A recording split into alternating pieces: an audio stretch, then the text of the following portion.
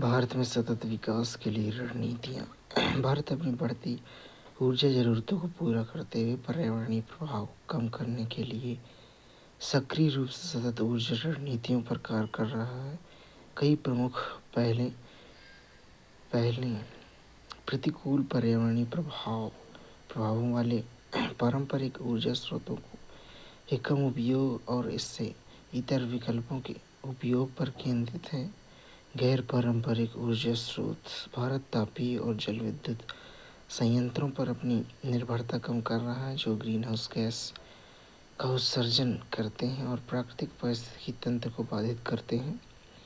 इसके बजाय भारत पवन ऊर्जा और सौर ऊर्जा का उपयोग कर रहा है। स्वच्छ नवीकरणीय ऊर्जा उत्पन्न करने के लिए पवन टरबाइन और सौर पैनलों का उपयोग किया जा रहा है। ग्रामीण क्षेत्रों में एलपीजी और गोबर गैस।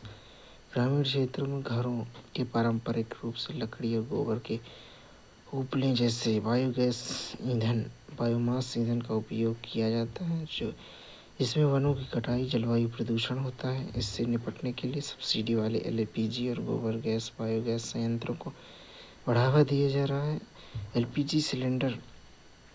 एलपीजी एक स्वच्छ ईंधन है जो घरेलू प्रदूषण को कम करता है, जबकि गोबर गैस मवेशियों के गोबर से उत्पन्न होती है तथा स्वच्छ ऊर्जा स्रोत और जैविक उर्वरक के रूप में कार्य करती है। शहरी क्षेत्रों में सीएनजी सार्वजनिक परिवहन प्रणालियों, विशेष रूप से दिल्ली में संपीड़ित प्राकृतिक गैस सीएनजी के उपयोग से वायु प्रदूषण में काफ़ी कमी आई है। कई भारतीय शहरों ने सीएनजी को स्वच्छ वैकल्पिक ईंधन के रूप में अपनाया है। पवन ऊर्जा पर्यावरण को नुकसान पहुंचाए बिना बिजली उत्पन्न करने के लिए लगातार उच्च वायु की गति वाले क्षेत्रों में पवन चक्कियों का उपयोग किया जाता है। हालांकि इसकी प्रारंभिक लागत अधिक है, लेकिन दीर्घकालिक लाभ और कम पर्यावरणीय प्रभाव उन्हें एक अव्यवहार्य विकल्प बनाते हैं। फोटोवोल्टिक सेलों के माध्यम से सौर ऊर्जा। प्रचुर सूर्य प्रकाश की उपलब्धता वाला भारत सौर ऊर्जा में तेजी से निवेश कर रहा है। हाल के वर्षों में भारत सौर ऊर्जा के माध्यम से बिजली उत्पादन बढ़ाने के लिए प्रयास कर रहा है। फोटोवोल्टिक सेल सौर ऊर्जा को बिजली में परिवर्तित करते हैं, जिससे ये दूर दराज के क्षेत्रों और उन स्थानों के लिए एक मूल्यवान संसाधन बन जाता है जहां ग्रिड कनेक्शन अव्यावहारिक या महंगा है। सौर ऊर्जा एक प्रदूषण मुक्त और सतत ऊर्जा विकल्प है। भारत अंतर्राष्ट्रीय सौर गठबंधन ISA नामक एक अंतर्राष्ट्रीय निकाय का नेतृत्व कर रहा है। लघु जल विद्युत संयंत्र। भारत लघु जल विद्युत संयंत्रों के साथ पर्वतीय क्षेत्रों में बारहमासी जलधाराओं को ऊर्जा क्षमता का दोहन कर रहा है। ये जल विद्युत संयंत्र स्थानीय स्तर पर बिजली उत्पन्न करने के लिए जलधारा की ऊर्जा का उपयोग करते हैं। उनका पर्यावरणीय प्रभाव न्यूनतम होता है। वे स्थानीय भूमि उपयोग पैटर्न को बनाए रखते हैं और व्यापक ट्रांसमिशन और संरचनाओं की आवश्यकताओं को कम करते हैं। पारंपरिक ज्ञान और पद्धतियाँ। भारत की कृषि, स्वास्थ्य देखभाल, आवास और परिवहन की पारंपरिक प्रणालियाँ स्वाभाविक रूप से पर्यावरण के अनुकूल थीं। आयुर्वेद, यूनानी, तिब्बती लोक उपचार जैसी पारंपरिक स्थल स्वास्थ्य देखभाल उनका प्रभावशीलता और न्यूनतम पर्यावरणीय प्रभाव के कारण वापसी कर रही हैं। हर्बल उत्पाद अपनी पर्यावरण अनुकूल और कम दुष्प्रभावों के कारण लोकप्रियता हासिल कर रही हैं। बायोकम्पोस्टिंग। दशकों तक रासायनिक उर्वरकों के अत्यधिक उपयोग के बाद भारतीय किसान सतत कृषि के लिए जैविक कचरे की खाद बनाने की ओर लौट रहे हैं। केंचुए का उपयोग खाद बनाने में तेजी लाने, अपशिष्ट को कम करने और मृदा की उर्वरता बढ़ाने के लिए किया जाता है। मवेशियों के गोबर को प्राकृतिक उर्वरक और मृदा कंडीशनर के रूप में भी महत्व दिया जाता है। बायोपेस्ट नियंत्रण। रासायनिक कीटनाशकों के अत्यधिक उपयोग से पर्यावरणीय प्रदूषण बढ़ा है। भारत जब नीम आधारित कीटनाशकों सहित जैविक कीट प्रबंधन, जैविक कीट नियंत्रण विधियों को अपना रहा है और मिश्रित फसल पर्यटन चक्र को बढ़ावा दे रहा है, किसानों को सांप, पक्षी, छिपकलियों जैसे प्राकृतिक शिकारियों को बनाए रखने के लिए भी प्रोत्साहित कर रहा है, जो कीटों को नियंत्रण करने में मदद करते हैं। उपयुक्त प्रयास सतत विकास के सिद्धांतों के अनुरूप स्वच्छ और अधिक पर्यावरणीय रूप से उत्तरदायी ऊर्जा स्रोतों की ओर परिवर्तन का संकेत देते हैं। निष्कर्ष रूप में कहें तो स्वतंत्रता से लेकर आज तक भारतीय अर्थव्यवस्था की यात्रा, विकास, प्रगति, चुनौतियों की एक बहुमुखी कहानी है। पिछले दशकों में भारत ने विभिन्न क्षेत्रों में व्यापक प्रगति की है और स्वयं को वैश्विक आर्थिक मंच पर एक प्रमुख देश के रूप में परिवर्तित किया है। भारतीय अर्थव्यवस्था के क्षेत्रों के विश्लेषण से कृषि, उद्योग, सेवाओं के जटिल संबंधों का पता चलता है, जिसमें से प्रत्येक क्षेत्र देश के आर्थिक परिदृश्य को आकार देने में महत्वपूर्ण भूमिका निभाता है। कृषि एक महत्वपूर्ण क्षेत्र बना हुआ है जो लाखों लोगों को आजीविका प्रदान करता है, जबकि उद्योग और सेवा क्षेत्र में प्रभावशाली वृद्धि देखी गई है, जो सकल घरेलू उत्पाद में महत्वपूर्ण योगदान दे रहे हैं। हालांकि इस यात्रा ने पर्यावरणीय चुनौतियों और संधारणीयता संबंधी प्रश्नों को भी सामने ला दिया है, इसलिए सतत विकास के प्रयास तेजी से महत्वपूर्ण होते जा रहे हैं, जिसके लिए उत्तरदायी संसाधन प्रबंधन, पर्यावरणीय संरक्षण और आर्थिक गतिविधियों में पर्यावरण अनुकूलन प्रथाओं की एकीकरण की आवश्यकता है। प्राथमिक शब्दावली महत्वपूर्ण शब्दावली में प्राथमिक क्षेत्र अर्थव्यवस्था के प्राथमिक क्षेत्र में कृषि, खनन, मत्स्य पालन, वानिकी जैसे प्राकृतिक संसाधन के निष्कर्षण और कटाई से संबंधित गतिविधियां शामिल हैं। द्वितीयक क्षेत्र में औद्योगिक गतिविधियां शामिल हैं, जिसमें कारखानों, कार्यशालाओं, निर्माण सहित कच्चे माल का प्रसंस्करण और तैयार उत्पादों का निर्माण शामिल है। तृतीयक क्षेत्र का अभिप्राय सेवा उद्योग से है, जिसमें ऐसी गतिविधियां शामिल हैं जो मूर्त वस्तुओं के बजाय स्वास्थ्य देखभाल, शिक्षा, बैंकिंग जैसी सेवाएं प्रदान करती हैं। अल्प रोजगार तब होती है जब व्यक्ति नियोजित होते हैं लेकिन उनकी क्षमता का पूरी तरह से उपयोग नहीं किया जा सकता है। वे प्रायः ऐसे कार्य करते हैं जिनमें इनके कौशल या क्षमताओं का पूरा उपयोग नहीं होता है। प्रच्छन्न बेरोजगारी का अभिप्राय उस स्थिति से है जब व्यक्ति नियोजित प्रतीत होते हैं लेकिन उत्पादकता में महत्वपूर्ण योगदान नहीं दे रहे होते, जो श्रम बाजार में अक्षमताओं को दर्शाता है। बुनियादी ढांचे का तात्पर्य किसी समाज के कामकाज के लिए आवश्यक मूलभूत सुविधाओं और प्रणालियों से है, जिनमें सड़कें, पुल, जनोपयोगी सेवाएं, सार्वजनिक सेवाएं शामिल हैं। लघु उद्योग ऐसे व्यवसाय हैं जिनका आकार छोटा होता है और सीमित पूंजी होती है, जो प्रायः स्थानीय या विशिष्ट बाजारों पर ध्यान केंद्रित करते हैं। मानव विकास में शिक्षा, स्वास्थ्य देखभाल, स्वच्छ जल तक पहुंच, आवास, पोषण सहित मानव कल्याण के विभिन्न पहलू शामिल हैं। शिशु मृत्यु दर किसी विशिष्ट क्षेत्र या देश में शिशुओं की मृत्यु आमतौर पर प्रति 1000 जीवित जन्मों पर की संख्या है, जिन्हें प्रायः स्वास्थ्य देखभाल और सामाजिक विकास के संकेत के रूप में उपयोग किया जाता है। निरक्षरता का अभिप्राय पढ़ने और लिखने में असमर्थता से है, जो बुनियादी शिक्षा की कमी को दर्शाता है और प्रायः सीमित आर्थिक अवसरों से जुड़ी होती है। कुपोषण एक ऐसी स्थिति है जहाँ व्यक्तियों को पर्याप्त पोषण नहीं मिलता है, जिससे शारीरिक और विकास संबंधी स्वास्थ्य समस्याएं उत्पन्न होती हैं। लोक कल्याण में लोगों के कल्याण और सामाजिक प्रगति को बढ़ावा देने के लिए निर्मित किए गए सरकारी कार्यक्रम और पहले शामिल हैं, जिनमें प्रायः कमजोर वर्गों के लिए सामाजिक सुरक्षा और सहायता शामिल होती है। सतत विकास आर्थिक विकास के लिए एक समग्र दृष्टिकोण है, जिसका उद्देश्य पर्यावरणीय, सामाजिक और आर्थिक कारकों पर विचार करते हुए भविष्य की पीढ़ियों की अपनी आवश्यकताओं को पूरा करने की क्षमता से समझौता किए बिना वर्तमान आवश्यकताओं को पूर्ण करना है। स्वतंत्रता की पूर्व संध्या पर भारतीय अर्थव्यवस्था की वर्तमान संरचना नवीन नहीं है। इसका इतिहास अब बहुत पुराना है। इसकी नींव विशेषकर उस अवधि के दौरान रखी गई जब ब्रिटिश भारत औपनिवेशिक शासन के अधीन था, जो अंततः 15 अगस्त 1947 को भारत को आज़ादी मिलने से पहले लगभग 2 शताब्दियों तक कायम रहा।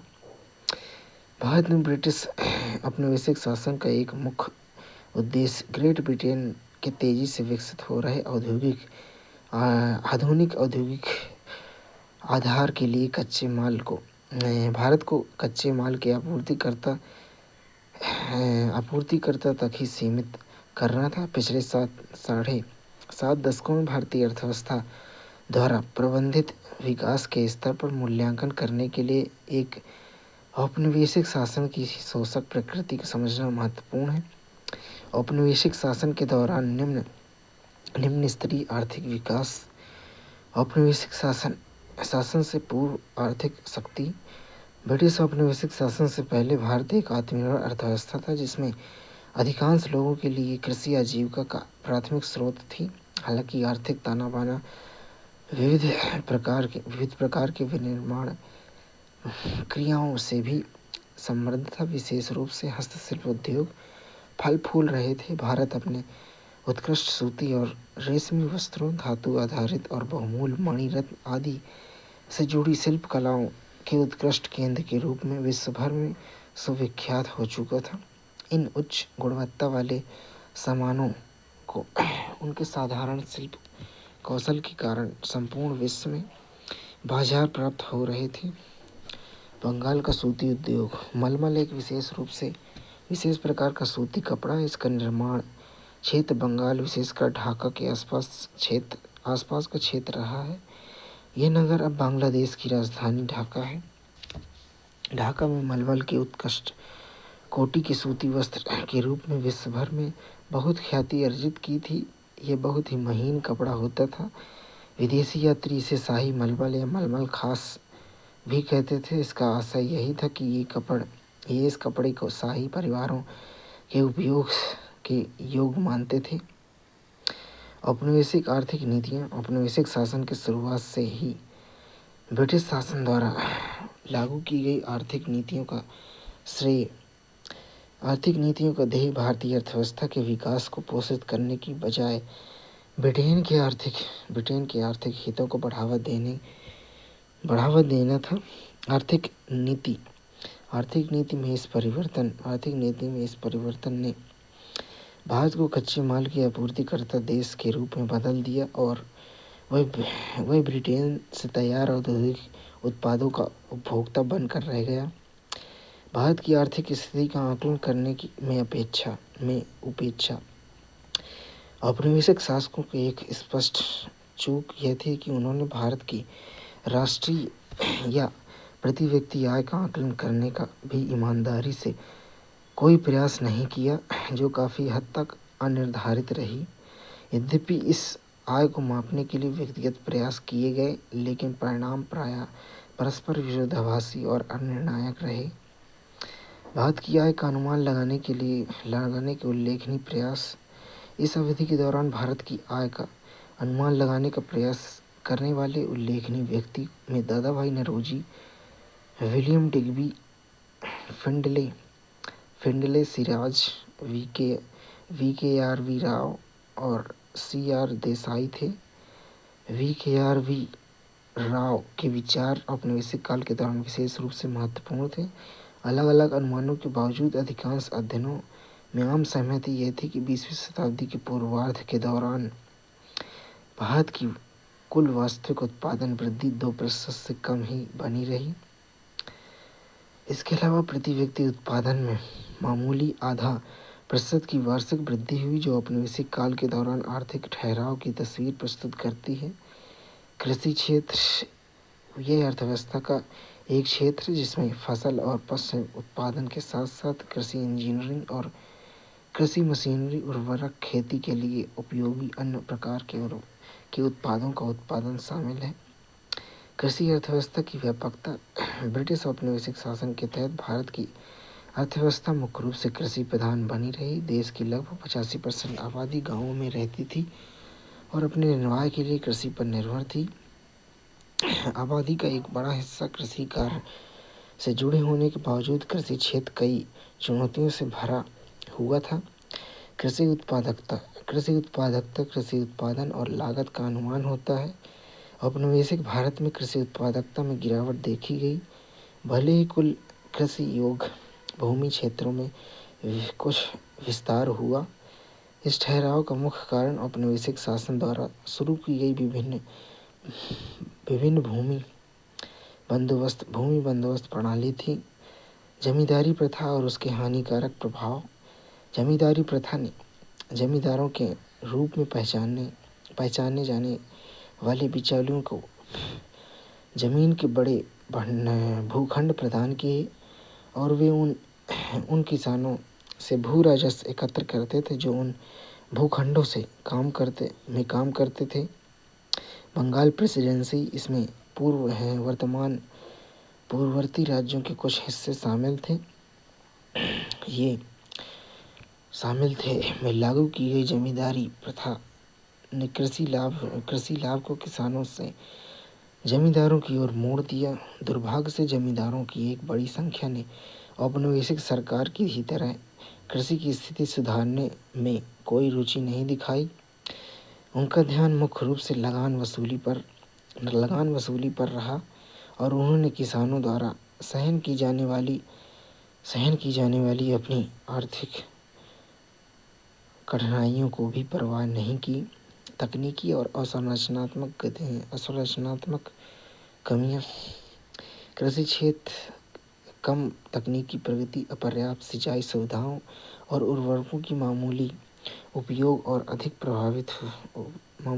से और अधिक प्रभावित हुआ है। इन कारकों ने किसानों के सामने आने वाली चुनौतियों को बढ़ा दिया है, जिससे कृषि उत्पादकता की निराशाजनक स्थिति रही। गलत व्यवसायीकरण और निवेश में की कमी। कृषि के व्यवसायीकरण, विशेष रूप से नकदी फसल पर जोर देने से किसानों की आर्थिक स्थिति में कोई सुधार नहीं हुआ है। खाद्य फसलों की खेती की बजाय ब्रिटिश उद्योगों के लिए काम में आने वाली नकदी फसलों पर अधिक ध्यान केंद्रित हो गया है। सिंचाई में कुछ प्रगति के बावजूद महत्वपूर्ण कृषि पहलुओं जैसे कि टेरेंसिक, बाढ़ नियंत्रण, जल निकासी, मृदा के विलवणीकरण में बिल्कुल निवेश नहीं किया गया है।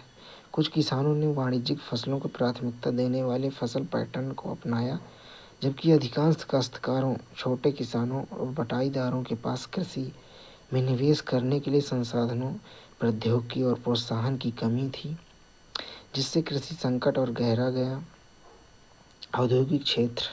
औद्योगिक क्षेत्र अर्थव्यवस्था का एक घटक है जिसमें वे व्यवसाय शामिल होते हैं जो अन्य व्यवसायों को उनके उत्पादों के विनिर्माण, परिवहन या उत्पादन में सहायता करते हैं। औद्योगिक क्षेत्र को द्वितीयक क्षेत्र भी कहा जाता है। हस्तशिल्प उद्योगों का पतन। भारत जो कभी अपने समृद्ध हस्तशिल्प उद्योगों के लिए जाना जाता था को औपनिवेशिक काल के दौरान भारी गिरावट का सामना करना पड़ा।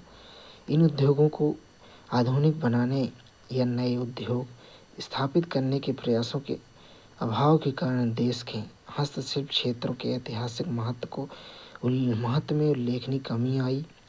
औपनिवेशिक शासकों के दोहरे उद्देश्य थे। भारत को ब्रिटेन के आधुनिक उद्योगों के लिए कच्चे माल का निर्यातक मात्र बना देना, भारत को ब्रिटेन से निर्मित वस्तुओं के लिए एक विशाल बाजार में बदलना। इस सुनियोजित विऔद्योगीकरण, डी-इंडस्ट्रियलाइजेशन के कारण बेरोजगारी में उल्लेखनीय वृद्धि हुई। भारतीय बाजार में मांग पैदा हुई जो अब ब्रिटेन से आयात के माध्यम से पूरा किया गया। आधुनिक उद्योगों का उद्भव। 19वीं शताब्दी के उत्तरार्ध में भारत में आधुनिक उद्योगों का प्रारंभिक विकास देखा गया, यद्यपि इसकी गति बहुत धीमी थी। प्रारंभ में कपास, जूट, वस्त्र, मिलों की स्थापना पर ध्यान केंद्रित किया गया था। सूती कपड़ा मिलें जो मुख्य रूप से भारतीयों के स्वामित्व में थीं, पश्चिमी भारत विशेष रूप से महाराष्ट्र और गुजरात में केंद्रित थीं, जबकि जूट मिलें जो अधिकांशतः विदेशी स्वामित्व में थीं, बंगाल में केंद्रित थीं। 19वीं शताब्दी के उत्तरार्ध में हालांकि धीमी गति से भारत में आधुनिक उद्योगों का नव विकास हुआ। मुख्य रूप से भारतीयों के स्वामित्व वाली कपास मिलें पश्चिम भारत विशेष रूप से महाराष्ट्र और गुजरात में केंद्रित थीं, जबकि जूट मिलों जो बड़े पैमाने पर विदेशी स्वामित्व वाली थीं, ने बंगाल में अपना आधार पाया। 20वीं शताब्दी के आरंभिक वर्षों में औद्योगिक विकास वर्ष 1907 में Tata iron and steel company TISCO की स्थापना के साथ 20वीं सदी के आरंभिक वर्षों में लौह और इस्पात उद्योग का विकास प्रारंभ हुआ। द्वितीय विश्व युद्ध के बाद चीनी सीमेंट और कागज जैसे क्षेत्रों में कुछ अन्य उद्योग भी स्थापित हुए, किंतु भारत ने भावी औद्योगिकरण को प्रोत्साहन करने हेतु पूंजीगत उद्योगों का प्रायः अभाव ही बना रहा। पारंपरिक उद्योगों का विस्थापन। आधुनिक उद्योगों के विकास के कारण पारंपरिक हस्तक्षेप उद्योगों का बड़े पैमाने पर विस्थापन आवश्यक हो गया।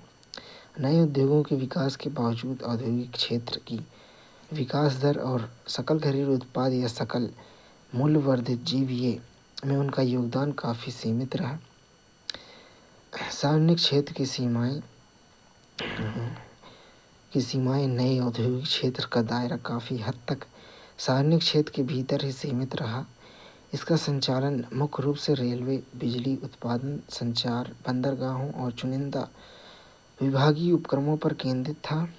इस सीमा ने औपनिवेशिक काल में औद्योगिक विस्तार और विविधीकरण की संभावनाओं को और भी सीमित कर दिया। विदेश व्यापार। भारत प्राचीन काल से ही महत्वपूर्ण व्यापारिक देश रहा है, किंतु औपनिवेशिक सरकार द्वारा अपनाई गई वस्तु उत्पादन व्यवस्था, व्यापार टैरिफ की प्रतिबंधकारी नीतियों का भारत के विदेश व्यापार की संरचना, स्वरूप और आकार पर बहुत प्रतिकूल प्रभाव पड़ा। ऐतिहासिक व्यापारिक राष्ट्र से औपनिवेशिक निर्यातक तक की यात्रा। एक महत्वपूर्ण व्यापारिक राष्ट्र के रूप में अपने समृद्ध इतिहास वाले भारत को वस्तु उत्पादन, व्यापार और टैरिफ पर औपनिवेशिक सरकार की प्रतिबंधकारी नीतियों का एक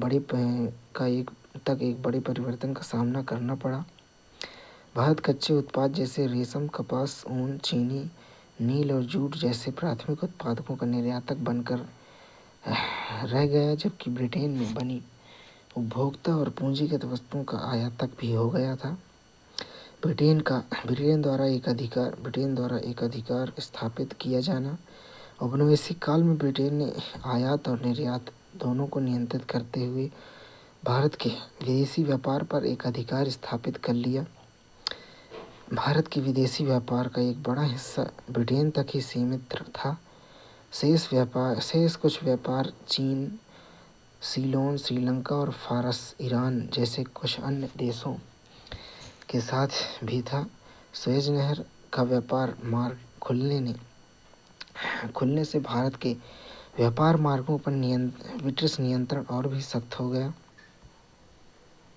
सुएज नहर के माध्यम से व्यापार। सुएज नहर उत्तर पूर्वी मिस्र में सुएज स्थल संधि के आर पार उत्तर से दक्षिण की ओर प्रवाहित होने वाला कृत्रिम जलमार्ग है। यह भूमध्य सागर की निम्न पत्तन पोर्ट सईद को लाल सागर की एक प्रशाखा सुएज की खाड़ी से जोड़ता है। इस नहर से अमेरिका और यूरोप से आने वाली जलयानों को दक्षिण एशिया, पूर्वी अफ्रीका तथा प्रशांत महासागर तटवर्ती देशों के लिए एक छोटा और सीधा जलमार्ग सुलभ हो गया। अब इन्हें अफ्रीका के दक्षिणी छोर की परिक्रमा नहीं करनी पड़ती। सुएज नहर आज आर्थिक और सामरिक दृष्टि से विश्व का सबसे महत्वपूर्ण जलमार्ग है। वर्ष 1869 में इसके खुले जाने से परिवहन लागतें बहुत कम हो गईं और भारतीय बाजार तक पहुंचना सुगम हो गया। निर्यात अधिशेष एक भ्रामक संकेतक। संपूर्ण औपनिवेशिक काल में लगातार निर्यात अधिशेष होने के बावजूद भारत का विदेशी व्यापार परिदृश्य अनुकूल नहीं था। अनाज, कपड़ा, पूंजीगत सामान जैसी महत्वपूर्ण वस्तुओं के आयात की आवश्यकता के कारण भारत के संसाधनों पर भारी दबाव पड़ा, जिससे निर्यात अधिशेष द्वारा प्रस्तुत स्पष्ट सकारात्मक दृष्टिकोण का कोई प्रभाव नहीं रहा। धन का बहिर्गमन। औपनिवेशिक व्यापार संरचना के कारण निर्यात अधिशेष से भारत में सोने या चांदी का प्रवाह नहीं हुआ। इसके बजाय इस अधिशेष का उपयोग ब्रिटेन में स्थापित औपनिवेशिक कार्यालय के व्यय को पूरा करने, ब्रिटिश सरकार द्वारा छेड़े गए युद्धों का वित्त पोषण करने और अदृश्य मदों के आयात के भुगतान के लिए किया गया। व्यापार अधिशेष के इस सुनियोजित विचलन के कारण पर्याप्त वित्तीय धन का बहिर्गमन हुआ, जिससे देश के आर्थिक परिदृश्य पर स्थायी प्रतिकूल प्रभाव पड़ा।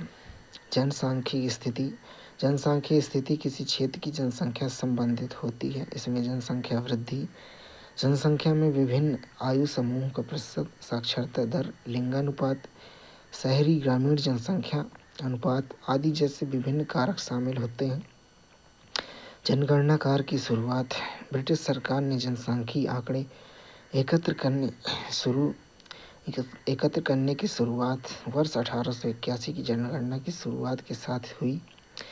यद्यपि इसकी कुछ सीमाएं थीं, फिर भी इसमें भारत की जनसंख्या वृद्धि की विषमता बहुत स्पष्ट थी। इसके बाद प्रत्येक 10 वर्ष बाद जनगणना होती रही, जो समय के साथ जनसांख्यिकी परिवर्तन का एक परिदृश्य प्रदान करती है। जनसांख्यिकी परिवर्तन के चरण। वर्ष 1921 से पहले भारत जनसांख्यिकी परिवर्तन के पहले चरण से गुजर रहा था। दूसरे चरण का आरंभ वर्ष 1921 के बाद माना जाता है। हालांकि इस चरण के दौरान न तो भारत की जनसंख्या बहुत विशाल थी और न ही उसकी जनसंख्या वृद्धि दर बहुत अधिक थी।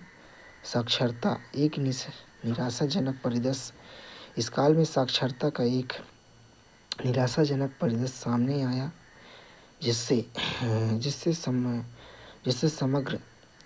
समग्र साक्षरता दर 16% से नीचे रही। यह परिदृश्य विशेष रूप से महिलाओं के लिए गंभीर था, जिसकी साक्षरता दर मात्र 7% थी, जो शैक्षिक प्राप्ति से में लैंगिक असमानता को उजागर करती है। सार्वजनिक स्वास्थ्य एक अपेक्षित क्षेत्र। औपनिवेशिक काल में सार्वजनिक स्वास्थ्य सुविधाओं की भारी कमी थी, जो आबादी के एक बड़े हिस्से के लिए या तो सुलभ नहीं थी या अपर्याप्त थी। इस उपेक्षा के कारण जल और वायु जनित रोगों का प्रकोप था, जिससे अनेक लोगों की मौत हो जाती थी। मृत्यु दर एक भयानक वास्तविकता।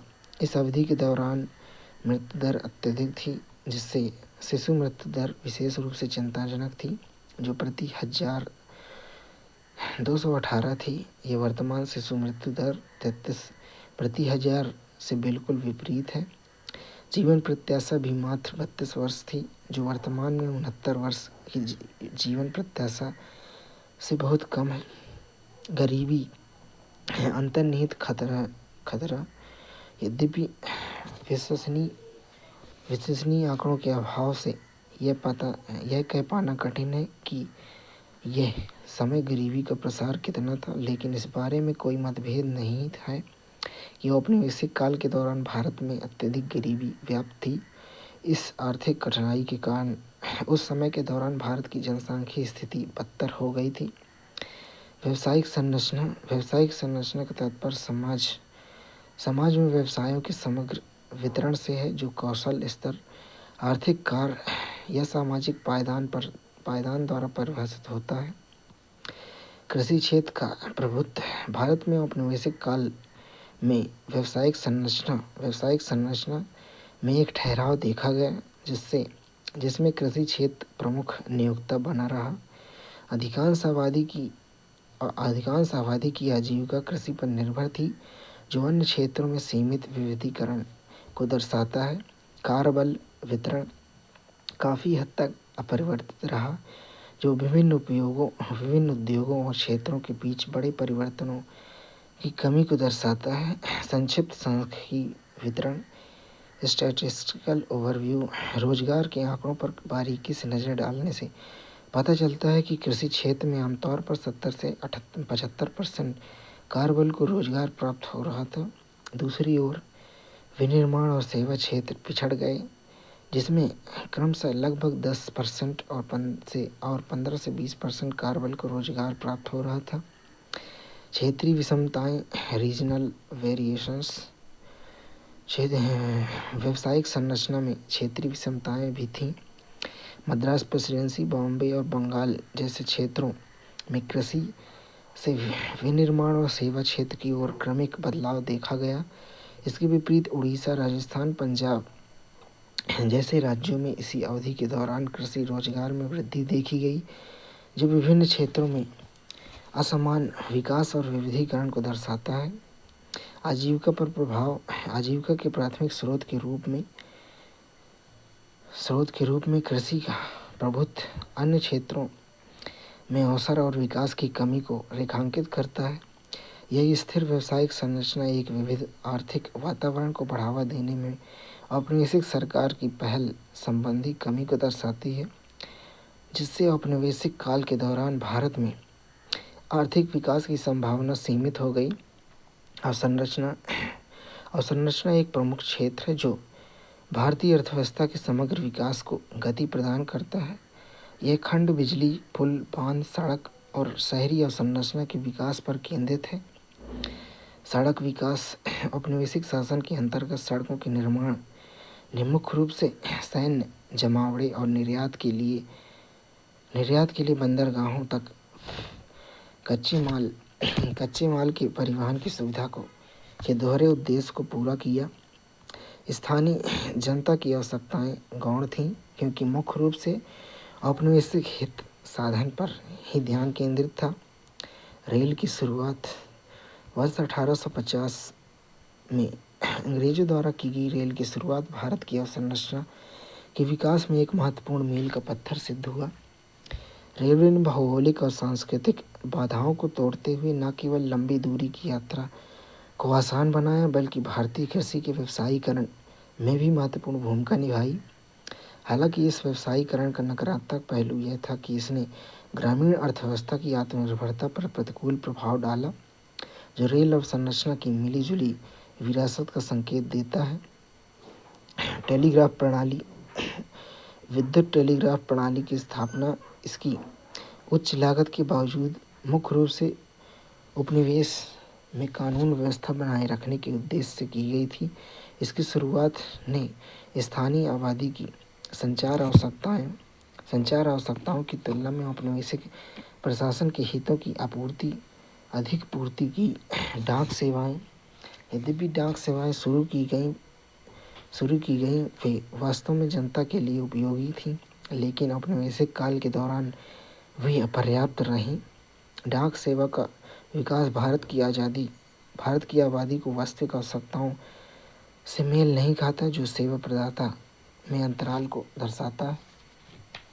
बंदरगाह और जल परिवहन। ब्रिटेन को कच्चे माल के निर्यात के लिए बंदरगाहों और जल परिवहन से संबंधित अवसंरचना का विकास महत्वपूर्ण था।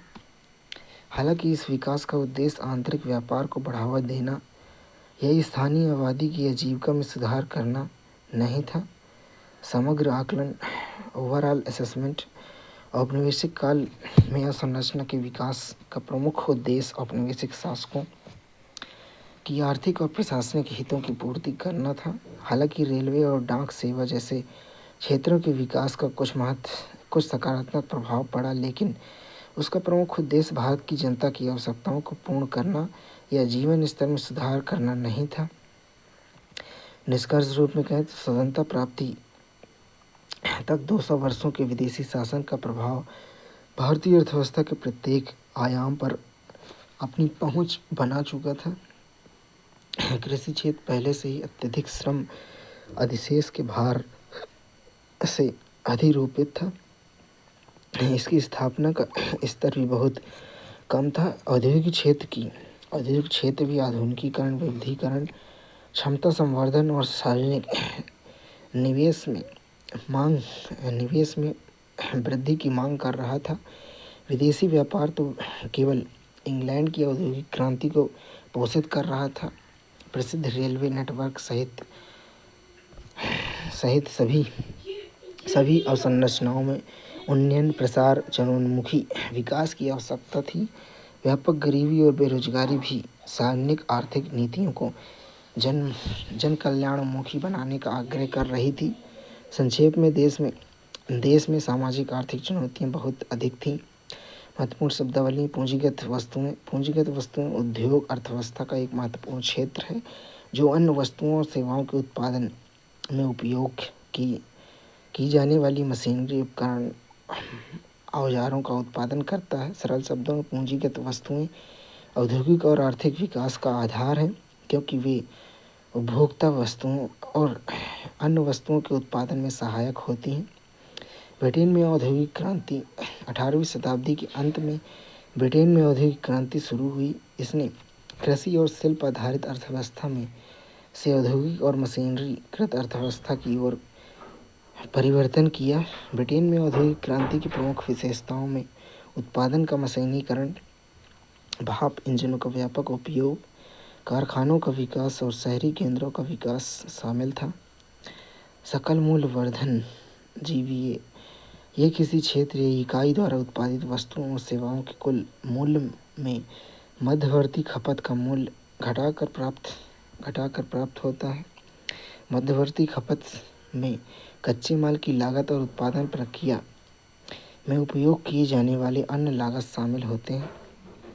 भारत में गरीबी और गैर ब्रिटिश शासन: एक प्रमुख भारतीय राष्ट्रवादी नेता और प्रारंभिक आर्थिक विचारक दादाभाई नौरोजी को उनकी पुस्तक भारत में गरीबी और गैर ब्रिटिश शासन, poverty and un British rule in India के लिए जाना जाता है।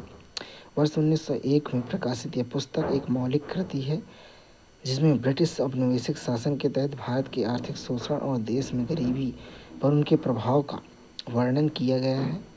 यह औपनिवेशिक काल के दौरान भारत की आर्थिक स्थिति के शुरुआती व्यापक विश्लेषण में से एक थी। जमींदारी प्रथा: इसने लगान तय किए बिना या किसानों को स्वामित्व की सुरक्षा दिए बिना जमींदारों को भूमि का स्वामित्व प्रदान किया। कृषि का व्यवसायीकरण: यह तब होता है जब फसलें स्व उपयोग के बजाय बाजार में बिक्री के लिए उगाई जाती हैं। अलवणीकरण: यह किसी पदार्थ से लवण और खनिज के हटाने की प्रक्रिया है। कृषि में मृदा अलवणीकरण रोपण के लिए मिट्टी तैयार करने की प्रक्रिया है। मिट्टी का अलवणीकरण महत्वपूर्ण होता है क्योंकि अत्यधिक लवणीय मिट्टी में पौधे नहीं उगेंगे।